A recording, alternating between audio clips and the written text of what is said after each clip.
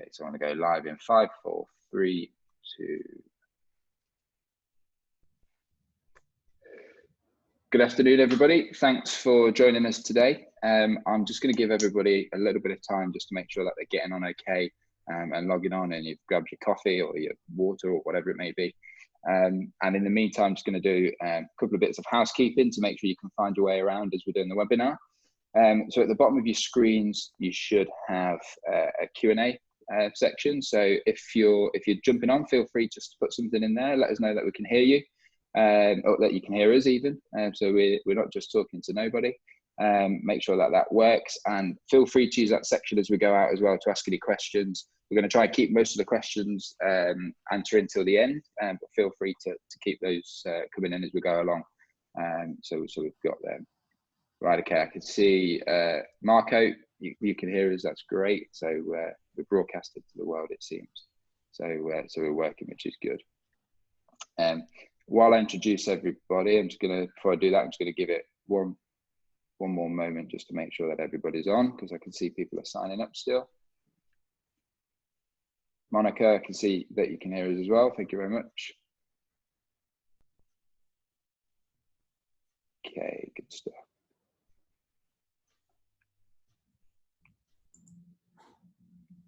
Okay, I can see people are coming on thick and fast now. So I think we're going to just give it one more second, and then we'll get going and dive straight in.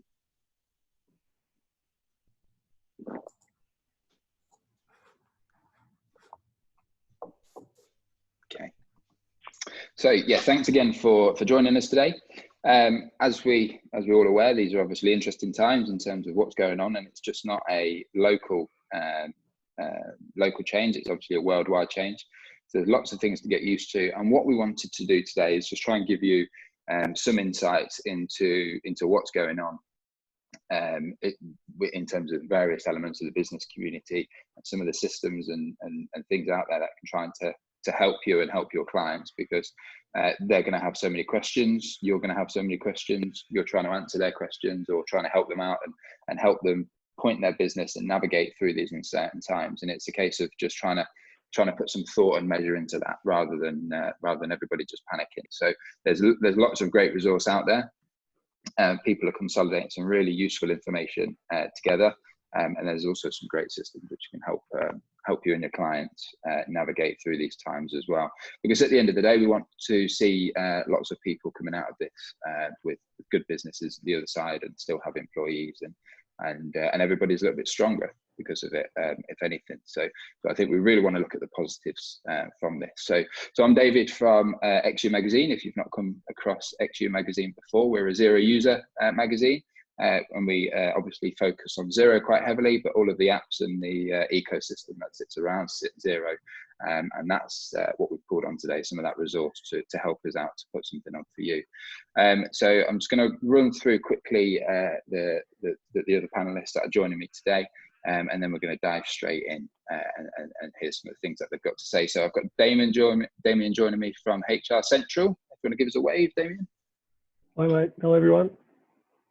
I've got Rebecca Fowler from Float, if you want to give me a wave. Hi. I've got Amanda from Zero. Hey, David. And I've got Rebecca from Practice Ignition as well. Hey, everybody. Great, so hopefully everyone can hear us okay. And like I say, as we're going along, just remember to drop any questions you've got in the Q&A box at the bottom as well, and we can answer anything as we're going along. So to start with Damien, obviously a lot of what's happening at the moment is related back to employees, HR. People have got all sorts of questions, and it's what are you seeing at the moment? What's your advice to people? What direction are you pointing people into? Mate, thank you, and good morning, good afternoon, everyone, wherever you are listening from. I think one of the biggest things is employees and how much control you have over what work they do, when they do it, and where they do it. And it's a really different proposition for someone who is looking at being eligible for the JobKeeper program versus those that are not. So majority of businesses, I would say, around 800,000 or so last count, have applied for the JobKeeper program. Now, I'm sure you're all aware of what that is, but I'll give you a quick lowdown. The major piece of press about it is the fact that it's the government's way of using small businesses to get money out to people who no longer have work or no longer have the hours that they used to have. So the government providing a safety net via small business or via business. And that's in the order of $1,500 a fortnight. And that's been bandied around a lot. What hasn't really been publicised is the additional powers that come with this JobKeeper legislation to allow employers better control of their workforce. So take, for example, business A and business B, same size, same turnover. One has a drop that means that they can get the JobKeeper program, another doesn't. For those that don't fit into the JobKeeper program, any changes to any employee's situations, whether that's hours they work, location they work, or the tasks that they do, basically have to be come to by an agreement. And for those business owners, say a shoe shop who's got no business because going and buying shoes at this point in time is not essential, if they don't drop 30% for whatever reason, maybe they're running an online store, they have to maintain the agreements that they have with their people. If they want to modify the hours that they work to reduce their wages bill, for example, they actually have to negotiate that with those employees. And only on agreement can they change those things. Flip to the other side, the shoe shop over the road who's actually dropped more than 30%. Part of the JobKeeper legislation actually allows business owners to reduce people's hours, to change where they work, and to also change what they do.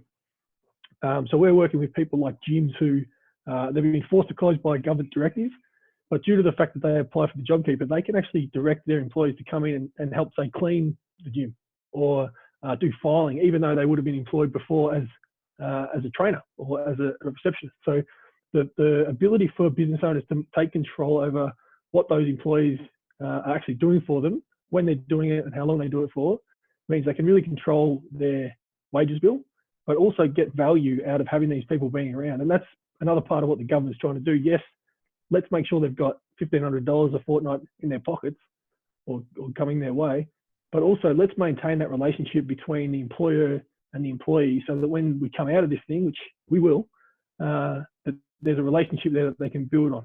I think that's really important.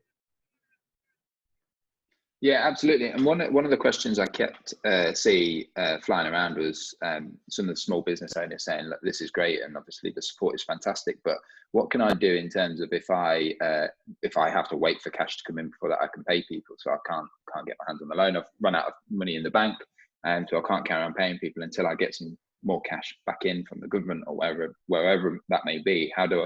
Where do I stand with that, and in terms of how quick can I get cash, or in terms of that talk with the employee, how does that go? Yeah, and that's another tricky one because the legislation's really being written on the fly, and information's coming out as recently as yesterday around what the actual rules are that govern this process. People don't know what they're doing. So you've got small business owners sitting there going, well, if I start paying people $1,500 a fortnight from the 30th of March, but I don't even know 100% if I'm eligible or if this employee is eligible, what's going to happen to that money? So what we've seen is the ATO's come out and said they're basically going to allow people to start registering for the program, enrolling in the program. Just a note, if you've registered interest, it doesn't mean you're enrolled in the program. So anyone who's registered with the ATO so far, the enrollment process is not actually open. It will open on the 20th of this month. But once you enroll in the program, basically what we're seeing is if you enroll and you pay all the way back and then you find out that you're not eligible or that person's not eligible, what's going to happen to that money? So they're just waiting. But the government said that you can make that payment up to the end of the month. So if you register on the 20th, go through the process of defining your eligibility, defining your eligible employees, you can do that, and then theoretically you can pay those first 2 fortnights after that time. It still doesn't prove that you're eligible, but hopefully it'll give you enough time with your bookkeeper or your accountant to navigate that part of it and to go a fair way down the path of confirming which employees are eligible. Allegedly, from what I read yesterday, the 4th of May will be when we find out which employees are eligible or not confirmed. So there may be some discrepancies there, but hopefully not too much. Okay, and carry on. I was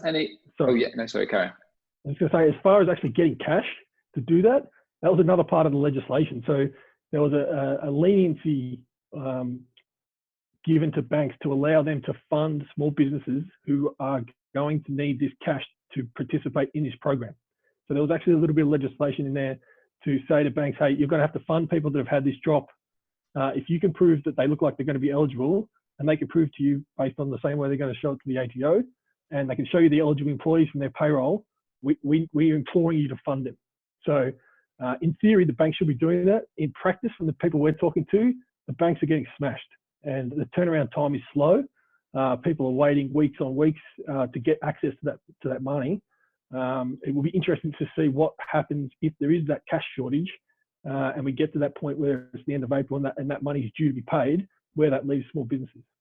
Yeah, and with the JobKeeper payment at the moment, have they made any noise in terms of the turnaround time on that, when it might be paid out? Because I suppose that's one big question lots of advisors might be getting, is saying, okay, this is great if I pay this cash out, but when can I plan to get it back in? Or do we not know yet? Yeah, the expectation is the first payments will be first week of May. And I think that's in line with the eligibility confirmation as far as the employees.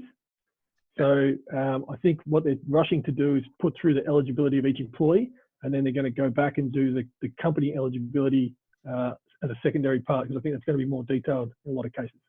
Yeah. Okay. No, that's useful. And just as a piece for advisors listening to this, in terms of with their clients as they're getting lots of calls through, I was chatting to an accountant yesterday, and she was saying that she's just most of the questions that she's getting are around sort of HR type matters, and obviously that's not her area of expertise. So how can advisors work with companies like HR Central, and just to help put clients in touch with people that know this stuff better than they will? Yeah, I mean, well, HR Central has a partner program specifically for accountants and bookkeepers, and those running those accountants and bookkeepers in our programs are constantly updated through our new service, including as recently as today, and running our webinars just for that group. So I'd recommend anyone who's short of some HR support to jump on our website and have a look at our partner program. And we can have a chat to you about that. But also we have a public news coming through our blogs and those sorts of things as well. So you can find information on there as well. So there's plenty of information out there. It's not really a time for trying to get partners or make money. It's really a time for information and trying to get everyone through this, so that we have people that we can work with at the end of this, which is really important. Yeah, no, and that's really useful, because a lot of the advisors that I'm speaking to are just panicking because they're being asked these questions, and they just want somebody to help them out and just say, who can I turn to for a decent answer about this, or some sort of surety. Or if you're reading the government guidance, sometimes it can be a bit convoluted, and it's just somebody to break through that and say, no, this is what it means. So that's really, really useful. So it's interesting also that. Sorry, mate. It's interesting also that the effect of this is part ATO, so definitely in the bookkeeper and accounting world, and then part Fair Work and part employee relations and those sorts of things. So it's a good opportunity for the HRs, companies of the world, and the bookkeepers and accountants of the world to get together and come up with a good solution. Yeah, definitely. So okay, no, that's really useful. Thanks for that, Damien. So we're just going to move over now to Rebecca from Float.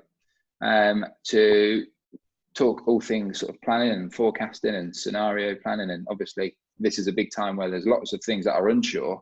So it's a case of saying, okay, well, how can you try and put some clarity on what's happening with your situation? So I'll hand over to Rebecca to do a much better job of that than I will. Thanks, David. Yeah, I should say this is still such an uncertain time in a lot of ways. But we are seeing that this is why people are turning to Float and to their forecast to get a wee bit more clarity on the situation. So we do have a few tips to take into account when you're looking to build a forecast. And the first tip is to start with accurate data. When you're using a spreadsheet, then you want to make sure that spreadsheet is up to date. But if you're using a tool like Float, then you want to make sure you've done your reconciliation in Xero. That's really important. And that's going to give you the best starting point. We'd also recommend you use a data capture tool like HubDoc or Receipt Bank, and that will make sure you're getting information into Xero in a timely manner. Because as soon as it's in Xero, that can be shown in Float. But when it comes to forecasting your cash in the current situation, we do recommend that you only include the invoices that you're 100% sure are going to get paid. And the best way to find out what those are is to communicate. You want to be sending off those emails, picking up the phone, doing what you have to do to find out which payments you can expect and when. And finally, you want to do some scenario planning. So we always do say that forewarned is forearmed, and it's true. But when you know where the cash gaps are, you can plan for them. Scenario planning is so useful for businesses when they're growing, as it can help you to make decisions around hiring, timing of projects, these sort of things. But right now, two of the most important scenarios are, what if this impacts my revenue for 3 months? And what if this impacts my revenue for 6 months or longer?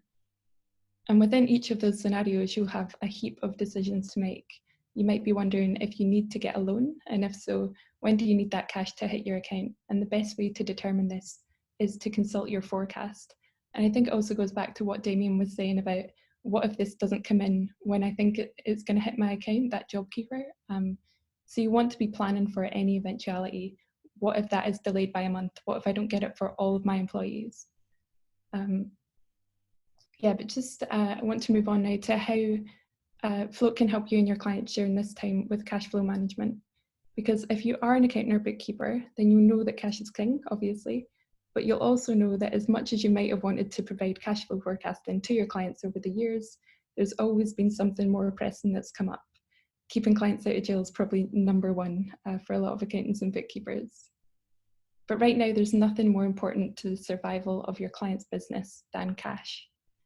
And when people come to us, they usually do so for 3 reasons. The first of which is that they want a more visual forecast that their clients can actually engage with. The second of which is that they want to save time. Creating forecasts in a spreadsheet is often time consuming, which is something that firms could put up with when this was only asked for by a portion of their clients. But the past few weeks have seen cash flow go from a nice to have to a need to have for a lot of firms. And this is why we're seeing a major push right now for firms implementing Float. The third reason people come to us is because they need to trust their forecast. Traditionally, when you create a forecast in a spreadsheet, you're using data that was up to date at one point, but by the time you finish your forecast, that may no longer be the case, because often by the time it's up to date, it's actually out of date. But we do have a daily sync with Xero that pulls through all bills, invoices, and transactions. And that means you've always got the most up-to-date information. And that's why it's especially important right now to be keeping Xero up to date. And that's because the add-ons like Float are relying on that reconciliation and all the information to be entered into Xero in a timely fashion. But I do want to just highlight how we are actually helping firms to provide cash flow visibility to their clients. So if you are an existing Float user, then you can upgrade to the next plan for free. That means if you're currently using Float with 20 clients, you can move on to our 50 client plan at no extra cost. If you're new to Float, then we are extending all trials until the 31st of May, and that will allow you to help your clients through the next few difficult weeks and months. If you're signed up to XU Magazine, then you might have already got an email about that, but if not, I'll post a link in the chat box below. But that's really how we're trying to help out right now. And one final thing before I finish is we've also got a really good COVID resource hub that you can check out, and I'll post a link to that in the chat as well. Brilliant, thanks for that, Rebecca. And during this time, I suppose one of the big things with clients in terms of managing this process is lots of advisors are just panicking about the sheer volume of requests coming in terms of, can you help me get this set up or help that set up or whatever it may be. So have you seen a good tactic from accountants that you're working with in terms of how they're working with their clients, accountants and bookkeepers to sort of, I suppose, prioritize and go through the list of, if you've got 50, 100, 200 clients, whatever it may be, all of a sudden saying, can you help me with the cash flow forecast? It's a case of, how do you even start to structure all of that and say, right, okay, this is how I'm going to sort my list, start to go through everybody and work through it systematically. Have you seen anybody else doing anything good on that, or any tips, or just the best way of getting through it? So for us in the past, we would always recommend working with the clients who were putting the time into their books and were really going to be engaged in their forecast. Although at the moment, we are just seeing that our partners are so keen to help every client that they're not really putting up these filters. They're just saying, everyone needs a forecast. I'm going to implement this for as many people as possible. And that can be quite draining on a firm to implement so many forecasts all at once. So yeah, we haven't really seen someone effectively filter out. But I would probably recommend the clients that you know are going to be struggling right now, the ones that are going to need a loan, they are going to need this visibility. Some of them won't be as affected by what's going on as others, and you probably do want to work with those who are most in need. Yeah, no, that's really useful. Okay, thank you very much for that.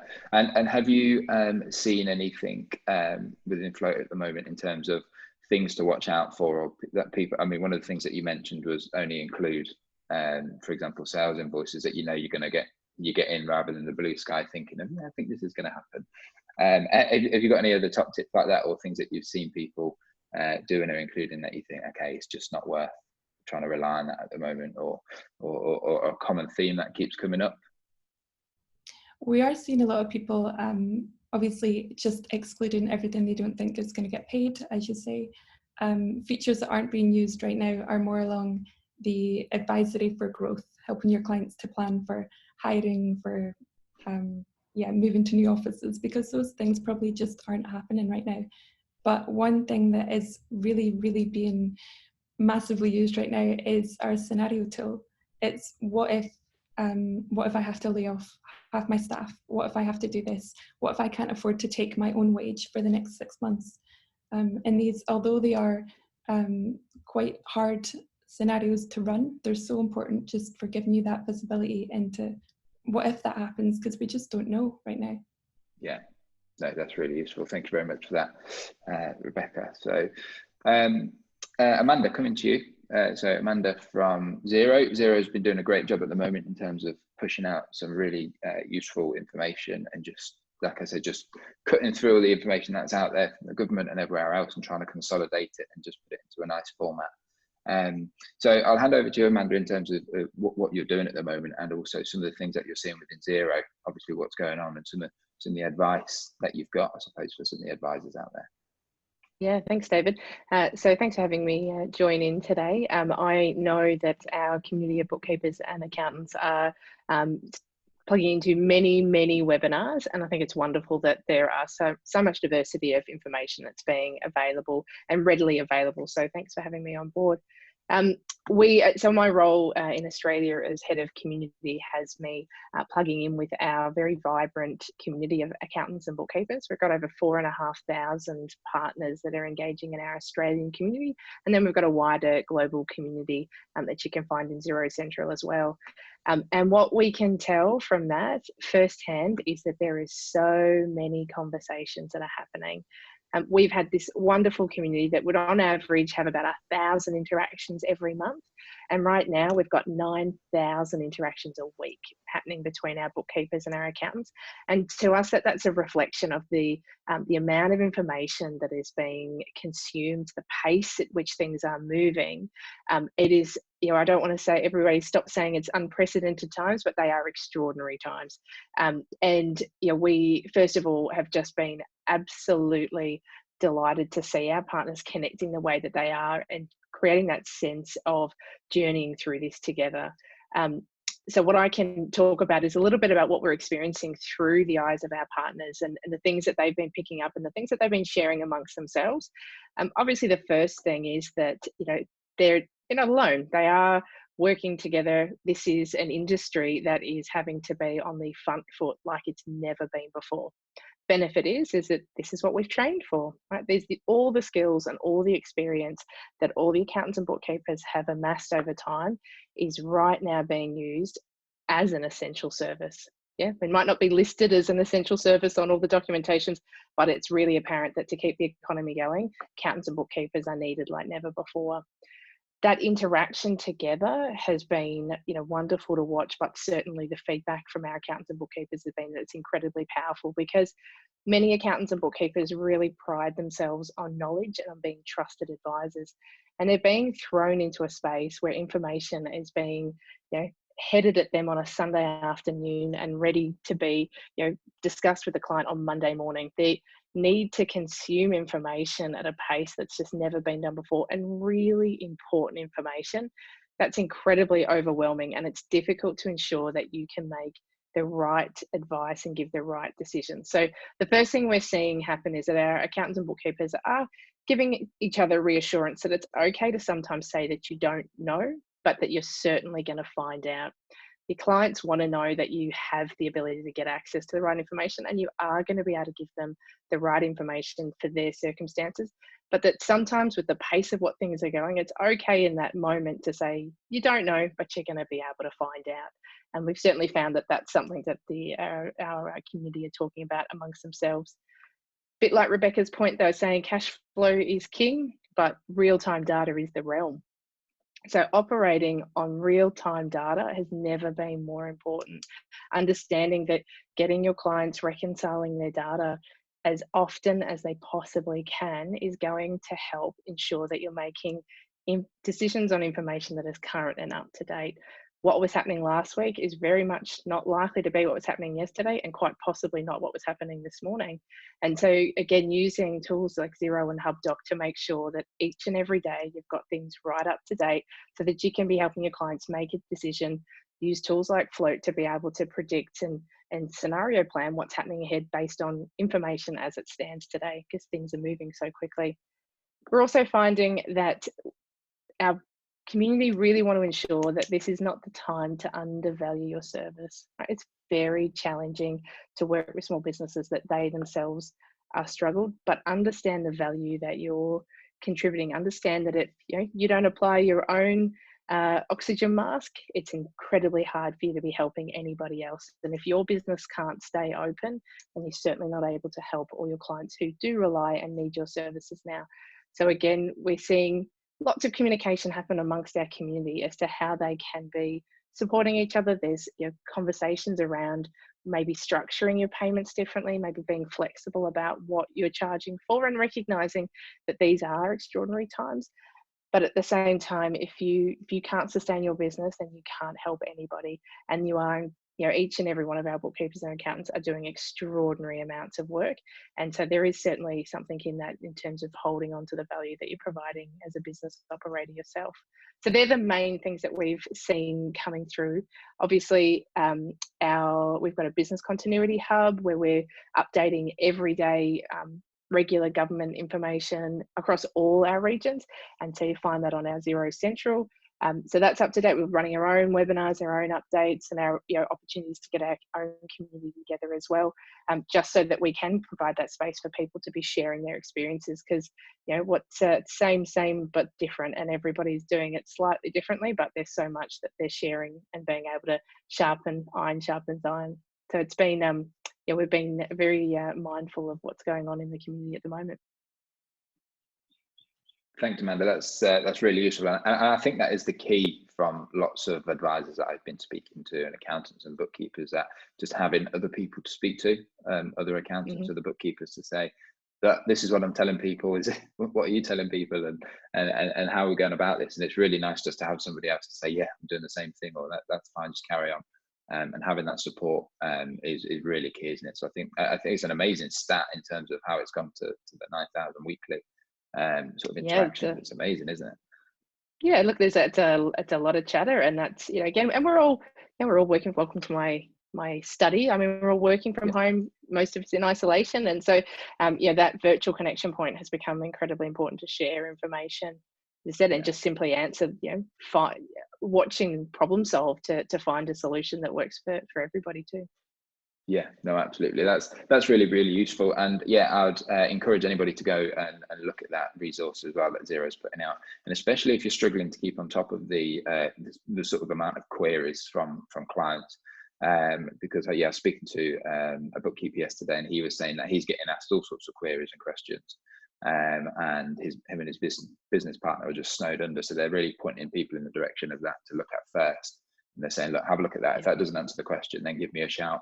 Because then that enables them to actually go on and help people do things like forecast planning and other bits and bobs, rather than just answering calls. So I think that's really useful for people to go and push their clients in the direction of first trying to alleviate some of the pressure off yourself.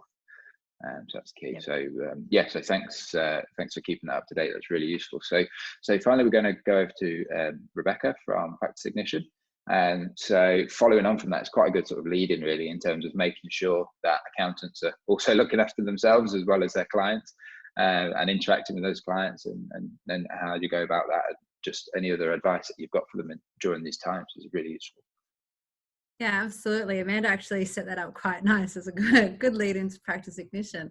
And even just some of the comments that Amanda made around business continuity planning. So that's all about understanding what you have to do in your business to make sure that you're getting through in worst case scenario or multiple scenarios. And that's business continuity planning is about being sure about your income. And the reality is practice ignition is very much part of an accounting firm or a bookkeeping firm business continuity plan, because it brings in that engagement tool, which is the work that we're doing for our clients, making sure both sides are clear about that, and sort of locking that into a contract effectively through the engagement, and ensuring that the accounting firm or the bookkeeping firm is going to get paid, because it's a combination of the contract with the payment tool, which is incredibly important, particularly now when accountants, we're doing these things that we've not had to do before, or it's a new environment. So there's a lot of work that we're doing that's outside of scope. We might not be doing cash flows regularly with our clients. We might not be helping them with their payroll or answering their HR questions, which, technically we shouldn't be doing anyway. But there are lots of things that we're doing at the moment. We're learning whole new things and interacting with our clients in a new way. So practice ignition allows you that easy option to find your engagement, look at your scope, make sure you're engaged. If you're not engaged, quickly re-engage with your clients in one of the simplest ways ever.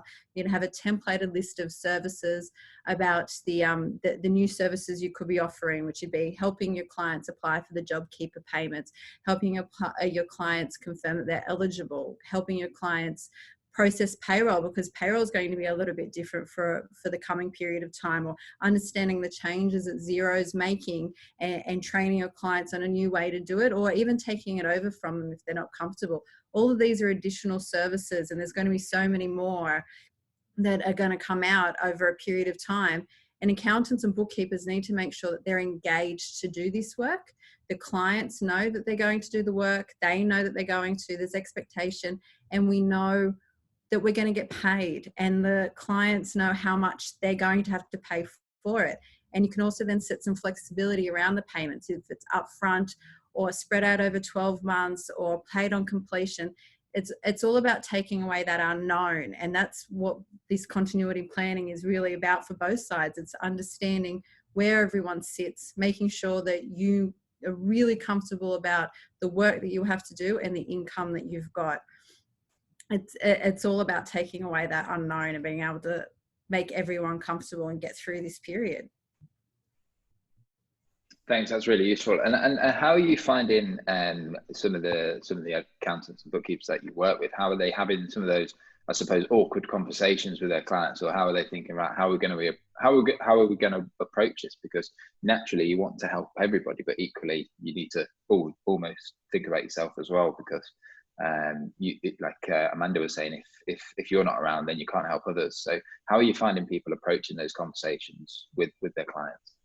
Absolutely. Well, look, I'm an accountant as well, so I have that dual perspective, because I'm not just helping out PI, I'm also helping out with my clients. So there's both of that. I'm having those conversations as well, and that's, it's I work for PI because I love the product, but it's also this thing that it's a hugely useful tool right now. It took all of a couple of minutes for us to set up our new templates in Practice Ignition to send out to our clients. So what we've done is we've contacted them all via email. We've rung the clients that we know are going to be those ones that really need our help, who are super at risk. You can pick them by industry, accountants, bookkeepers. We know our clients, we have good relationships, we know who really needs this. We've probably already been in contact with them, and just explaining to them, and you have to be realistic about it. Let them know you're a small business too. You've got to take care of your team, and you've got to take care of your bills, and you need to make sure that things happen. And that's why it's important to always just document everything, because an emotional conversation can be difficult to be relied upon later. If you want to get paid, you could have a client say to you, yeah, whatever it is you need to charge me, just do it. That conversation can come to bite you later if you haven't actually documented it and haven't actually set down the terms of what you're going to do, when you're going to do it, and how you're going to get paid. And it's good for them, and it's good for the accountant, just that clarity. Yeah, no, that's really useful. And have you seen much of a trend with people, I suppose, getting a bit more inventive with how they're starting to charge people? Because some of this work, I suppose we're unsure of how long it's going to take, and others there is an element of risk involved, as in I might do this, but even though we agree to it, if they go bust or something like that. So you've seen people getting a bit more inventive or taking a few more risks with how they're charging clients. I think there's a little bit of an acknowledgement in the industry at the moment that there will be some work that maybe we'll never recover. There will be some clients that, you know, we're going to do this work for them. We're going to try to get them through in the hope that they will come through it and we have a great long lasting working relationship. But it's just a bit of that, all of us in it together. It's, you know, it's important for the whole economy to come out of it, not just particular clients. So there will be some risks that will be taken, unfortunately. And some accountants and bookkeepers will willingly put their hand up and say, I'm just going to do this for you for free because I know that it just needs to be done. And that's fine. And we will do that for some of our clients too. There are just those unique circumstances everybody has to work with. But in the whole, if you're supplying a service, you're putting in that time and we're really doing it to help our clients get some cash into their businesses to be able to pay for things, and that includes paying for our services. So as much as possible, if clients can afford it, and you're being reasonable with your prices, then absolutely you need to go through it. So there's not really anything inventive, but I think more than ever people are having those, you know, it's not a sales conversation. It's just a real, true, heart-to-heart, honest-to-goodness conversation. I have a business, you have a business. How do we make this work so we both get through this at the end? You know, and PI as well has got an awesome COVID-19 content hub as well that's been built out. And all of the heads of accounting over there are accountants as well. So we've just been sharing bits and pieces of knowledge of what we've got going on with our clients, what we're doing in our firms, and sharing that with the community and anyone who wants to know.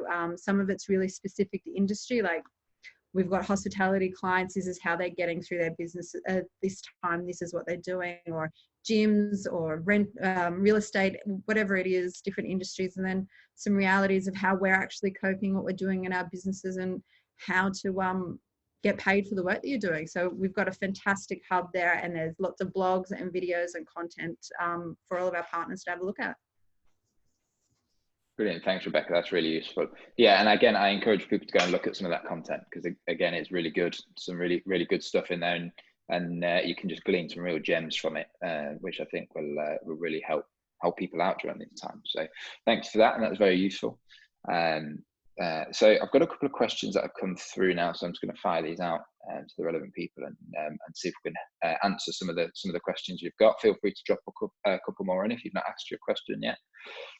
So Damien, coming over to you with the HR question. So someone's asking, saying the $1,500 that we can potentially get back on a fortnightly basis, in terms of, do we have to pay this out to people like directors for us to be able to claim it back, if we can't afford to do so?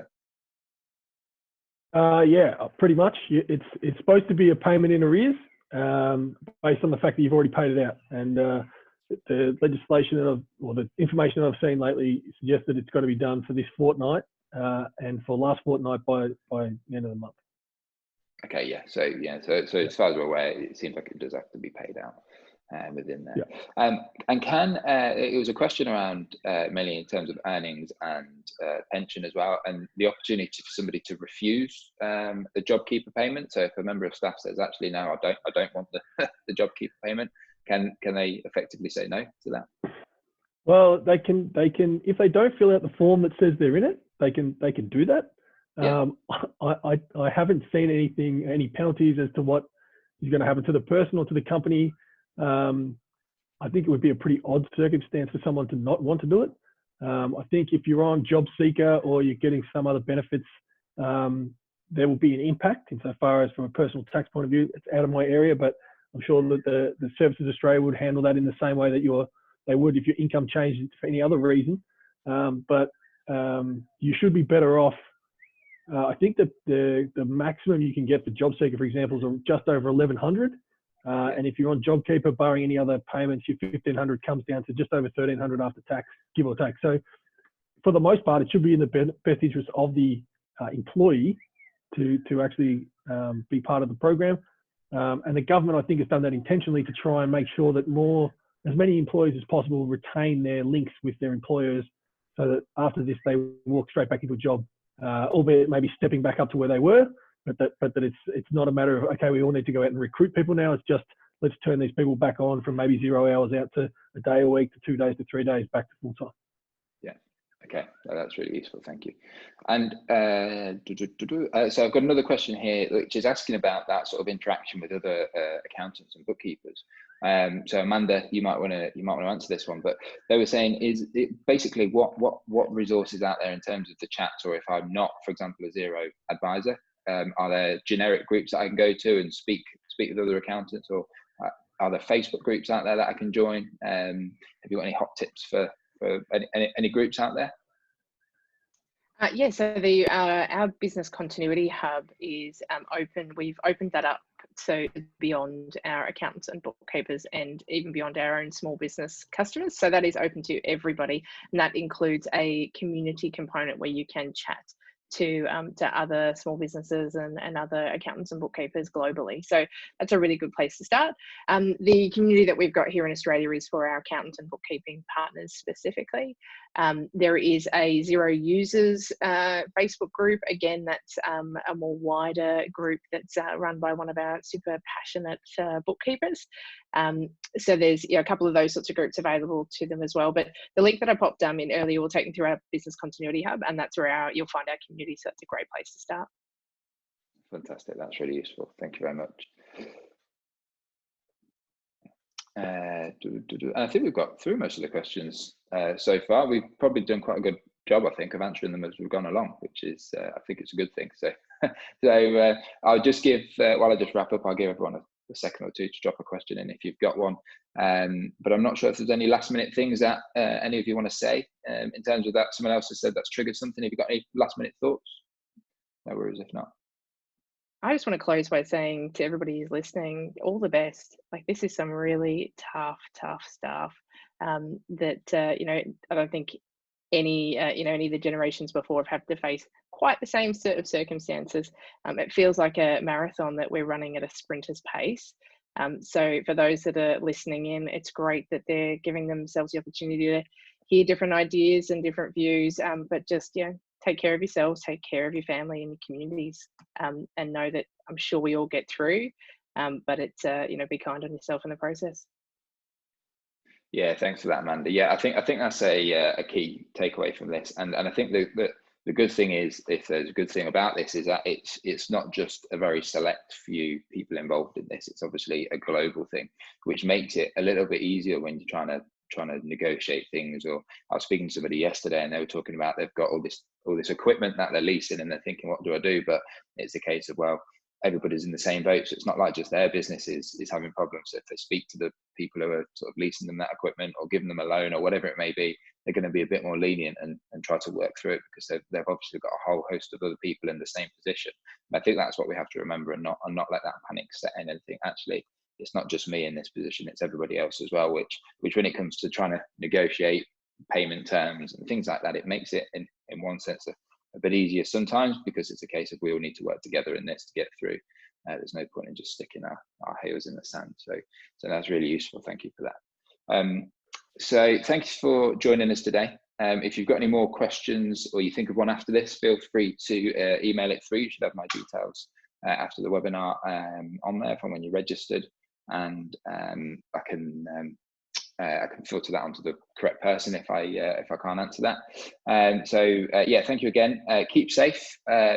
Keep good luck in terms of advising your clients with everything that you're doing. And I'll send some details around as well to everybody with this after this, just with a recording of the call in case you missed some of it, or I saw a few people came on halfway through, so you can just catch the first half of that, and just some details as well of the partners working with me today on the webinar as well. So you can go check out those resources. I'll include the links into that, so you can go and see what's happening on there. So thanks very much for joining us. Have a good rest of your day. As you've probably seen behind me, it's slowly lighting up. I'm in the UK, so my day's just starting, so I'm going to go and try and find some coffee now and and get going. So thanks again for joining us, and I'll send a follow-up round, and have a fantastic rest of your day, and keep safe. Bye bye, everyone. Thanks. Bye bye.